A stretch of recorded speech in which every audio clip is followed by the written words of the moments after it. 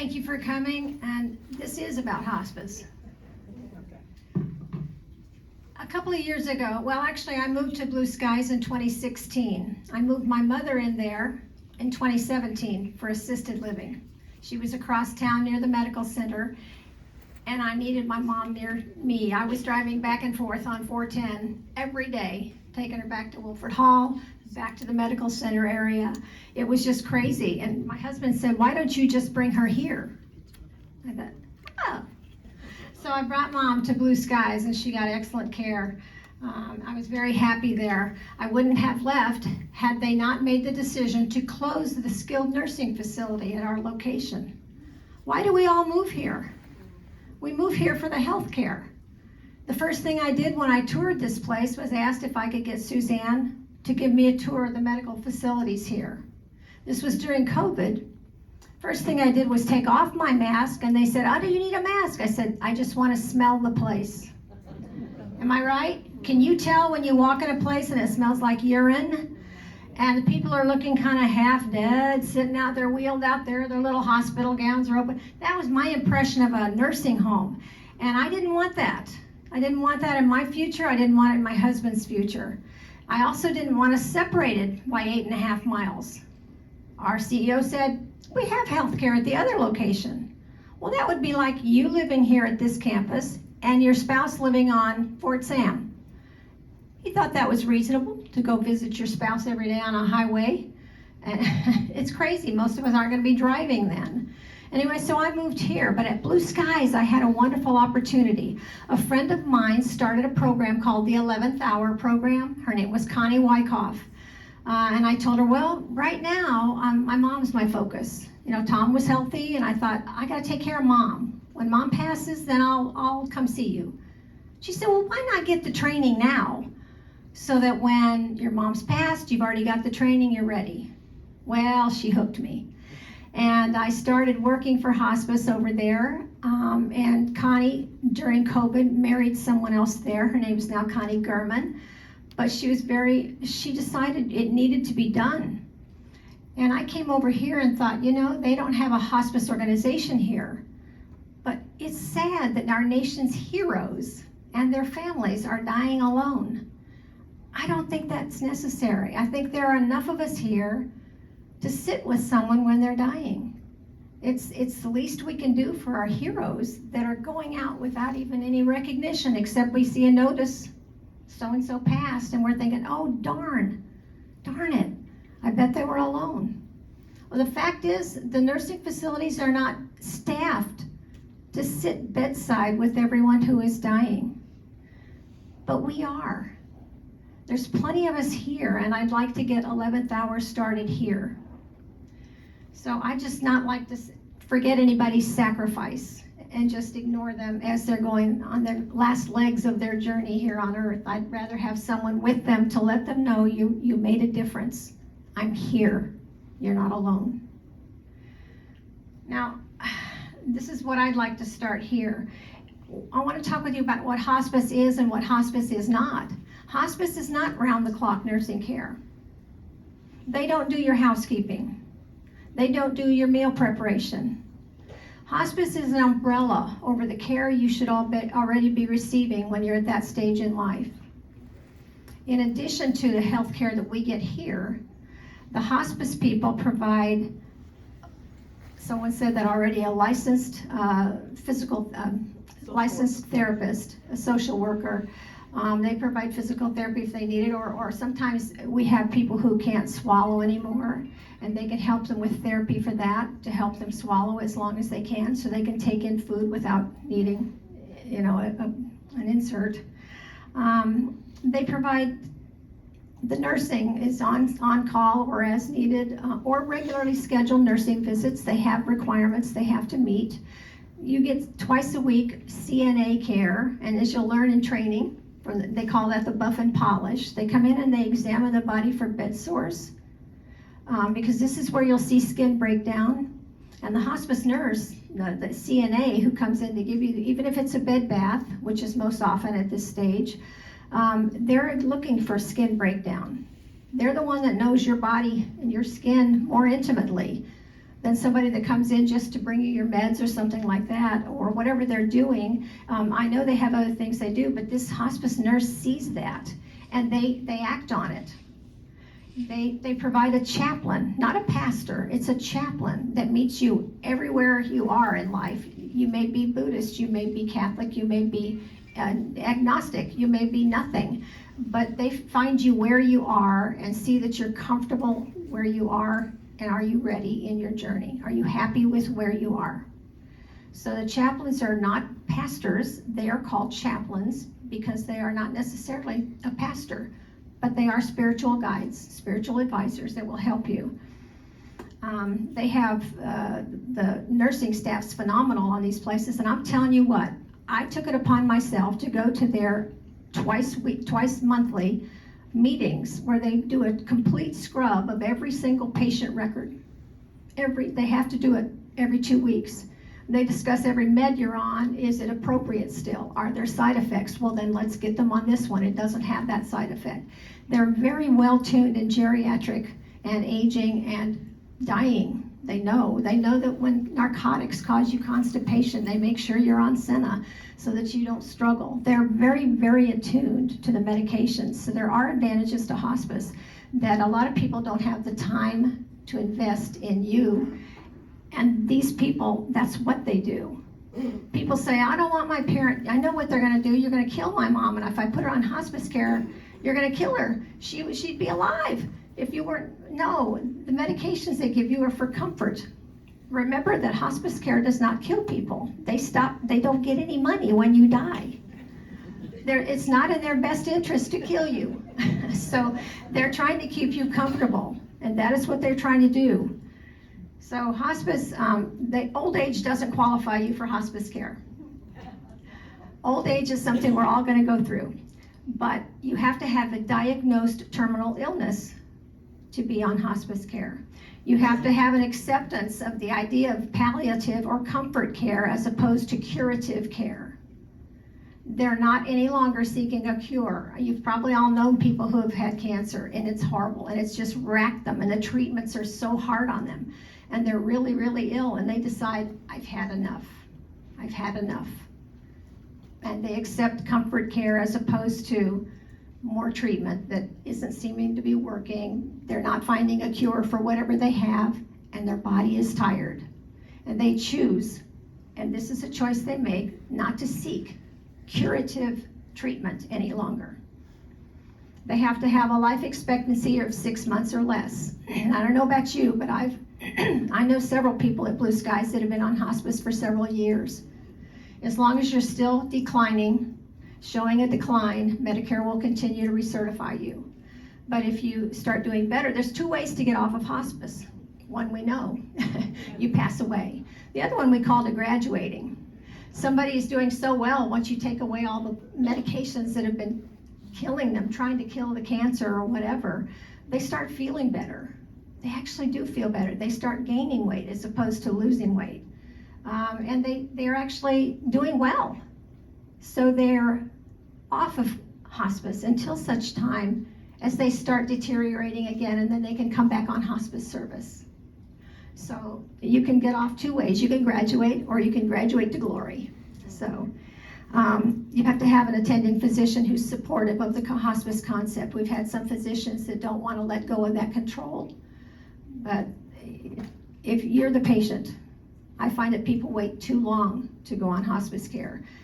Had I known my mother was dying, even though I was a hospice trained volunteer, you don't see it in your own mother. She had congestive heart failure, and had it a long time, and she'd go through these cycles. And then she hadn't had a cycle like that in 3 years. She was doing well, and all of a sudden she started swelling up. Well, she was picking at her food. And if anybody knows my mom or me, we don't miss many meals. You know, she didn't pick at any food. Well, she started picking at her food. Now, I know that's a sign. Did I see it in my mother? No, I thought, Mom, you like peach cobbler. She said, nah. And then it was she couldn't have any fluids. You know, she just couldn't drink anything. And these are signs, you know, and I didn't see it because it's Mom. I waited too long, but all I needed was one doctor to have the courage and the discharge notes the last time she was in to say, release patient to hospice care. Something to get it through my thick skull that this is the end of the line for Mom. Had I known that, I would have kept her comfortable all this time instead of begging for liquids when they wouldn't give it to her because her weight was going up and she's congestive heart failure. I would have had my mother on hospice in a heartbeat had I known she was on her last legs. But I didn't know. You know, don't wait. It doesn't cost you a thing. If you're covered by Medicare, it doesn't cost you a thing. All the hospice care is provided. The meds, the morphine, whatever you need to keep you comfortable, it's provided. You don't have to pay for that. You also have to live or reside within the hospice organization's area of service. The one I worked for was still work for actually. I'm still one of their volunteers.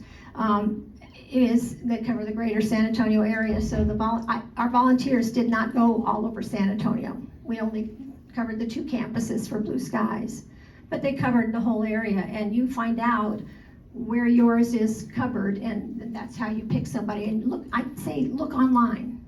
I'd do some research. I wouldn't just take the first one you find. Look around and see what the reviews are.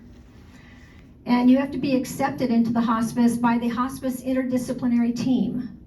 There is the interdisciplinary team at hospice, and they decide if it's appropriate for you. I thought somebody should be on hospice. Their person contacted me and said, do you think they could go on? I said, you don't talk to me. Talk to James Ballard. He was our director. And what they do is get your permission to get the medical records to see if you actually you have a diagnosed terminal illness, and if it's gotten to the point where you should be on hospice care. So there are things you can look for. Now, hospice care does not provide, I said, round-the-clock nursing care.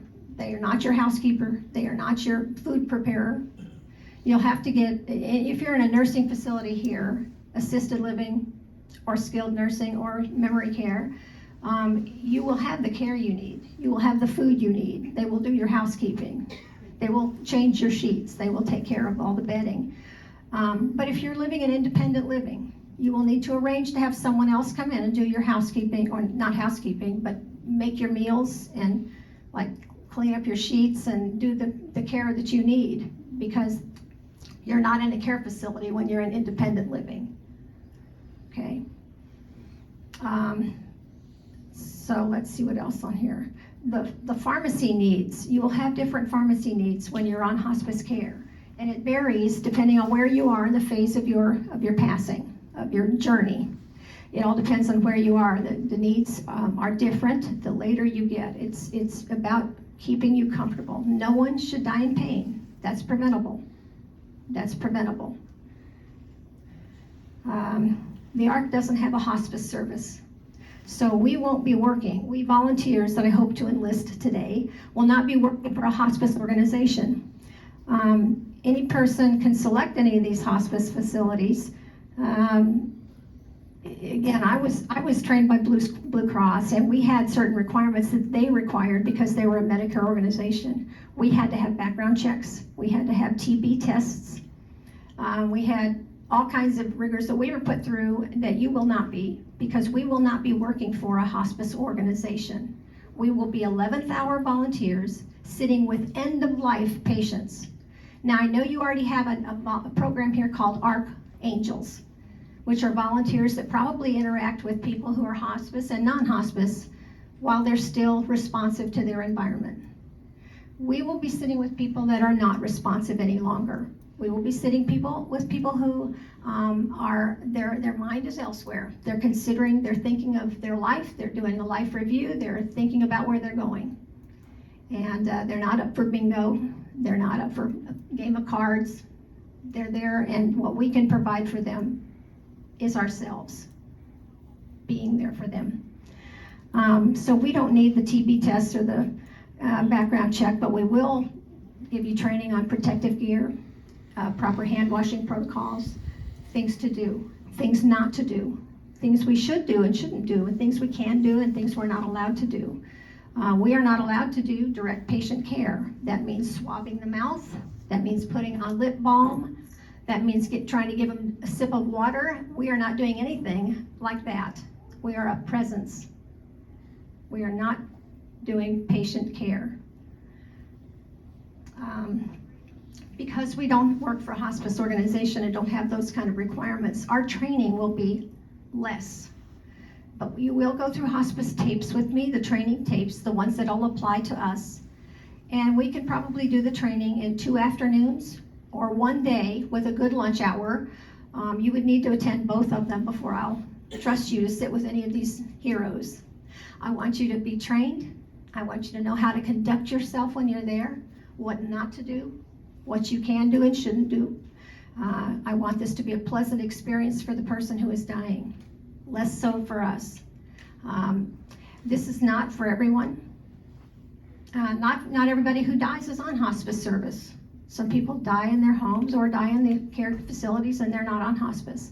Doesn't matter. If they're approaching end of life, that's where we come in. It's not an exact science. We don't know exactly when people are going to die, but there are signs, and you'll learn all about that in the training. Suzanne will give me here's how we worked it at Blue Skies. Our social worker, licensed clinical social worker, contacted me when we had an imminent. I went immediately to bedside. It was come as you are party. Brush your teeth and out the door. And I would be in my phone, I'd call my scheduler while I was en route to the facility, and she would set up a schedule. She'd contact people and say, we have an imminent, who's available? They don't care if you're available next week, who's available now? And she'd set up a rotation schedule, and I'd stay bedside until somebody showed up. And that's fine. I don't care if it's 5 hours. I'm there until they get somebody in to sit there so that person is there. Oftentimes when you receive a call that a patient is imminent, they call the family and let them know that they're transitioning. If the person's family lives out of state, oftentimes they have to rearrange their work schedule, arrange flights, perhaps provide supervision for their children or put their pets in boarding. And this takes time. And people who are dying, it's irrelevant how much time it takes them. But that person does not want mom or dad or my sister or my brother to die alone. They don't want that. And this is where we come in. Even people who live in state can't often get here in time. But we can bridge that gap between the time they're declared imminent and the time a family member shows up or the person passes away, so that they are not alone. Once that person passes away or a family member shows up, our job is done and we leave quietly. We should not hang around after the person's family member gets there, because that's a very intimate, private time for them to say their goodbyes, express their sorrow, whatever they do, when we don't need to be there for that. It's private, okay? Anyway, sometimes when we get the call that someone's imminent, they have a rally and they get a little bit better for a little while. And then they eventually decline again, and they can go up and down like a roller coaster for a while, but they will eventually decline. So sometimes our job is only for 2 or 3 hours, but sometimes it ends up being for 2 or 3 days, and that's okay. Everybody's journey out of this life is different than the next person's. So, and we're not there to rush them. We're not there to say, why are they hanging on? It's because there's a reason usually that they're hanging on. But we can't tell you that you're only going to have to sit 2 hours or 1 hour. It could be you pull a couple of shifts or whatever. But when someone is passing, we can give them the gift of ourself and sit with them. This can be a very emotional volunteer opportunity. I had to sit with a very good friend of mine at Blue Skies just before I left. Normally you'd let other people sit with them, but her daughter made me promise not to leave mom. I'd had long talks with this lady and asked her, and she was a church member with me, what kind of music do you like? Because I have a hospice playlist on here. It's called Hospice Playlist. And I have all kinds of sacred music. I've got all kinds of just calming music. And instrumental stuff. But I asked her, and she says, you know what? I like church music, but you know who I like? Guy Lombardo. And I said, what? Who's that? And I looked it up. And I've got a Guy Lombardo tape on here, folks, if you need it.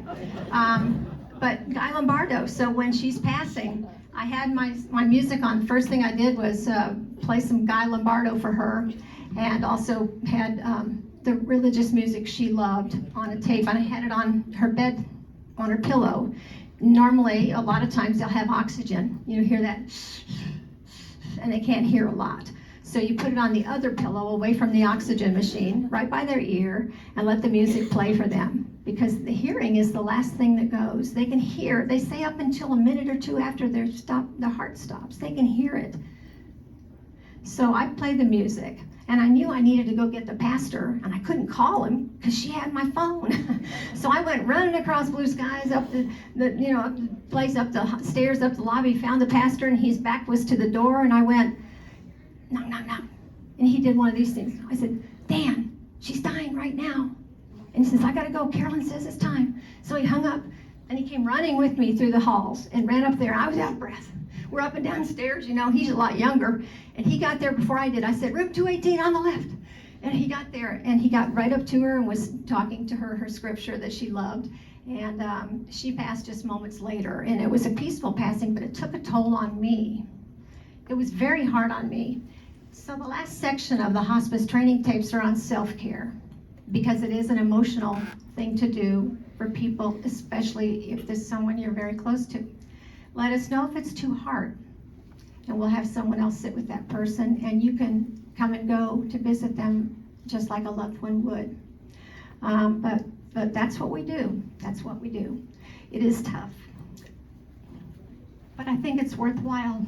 Here I go. See, I'm a crier, and that's okay as long as you don't make a spectacle of yourself. If you don't think this is something for you, that's fine. Don't feel guilty. Don't apologize. It just doesn't fit everyone.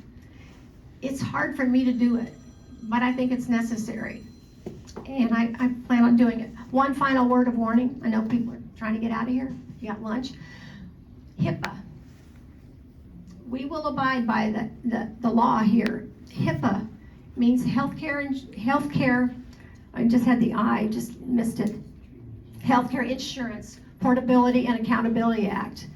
In the training tapes, you'll learn that HIPAA means zippa your lippa.